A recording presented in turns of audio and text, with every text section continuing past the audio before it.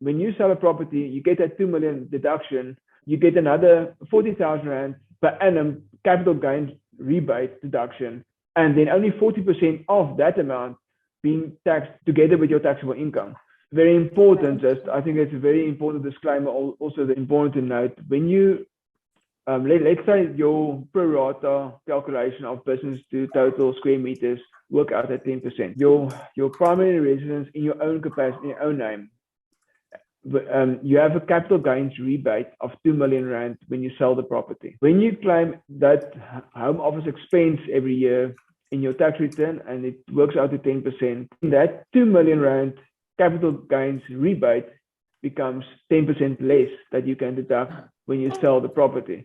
And there's not a one size fits all for everybody. I always tell them, especially now with the home office expenses claims that we've done, send me the whole transaction of your house, that I know what is the purchase price, what is the current market value, that I can work out for you, and your current bond and everything.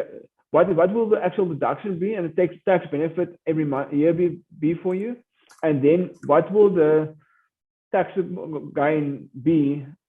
Do you actually need that rebate of 2 million at the end of the period when you actually sell the property? So there's no one size fits all. I think that's important to note that you can deduct it, and then you need to do that calculation and rather speak to your consultant in the sense of letting him do the calculation for you to make sure that you don't lose out at the end of the period. The reason for that is because capital gains tax is a lot less in your personal capacity than normal tax. So if you have a massive rate, it might be that you get a massive or bigger deduction every year, but the capital gains tax might not be so much for you, because when you sell a property, you get that 2 million deduction, you get another 40,000 rand per annum capital gains rebate deduction, and then only 40% of that amount being taxed together with your taxable income.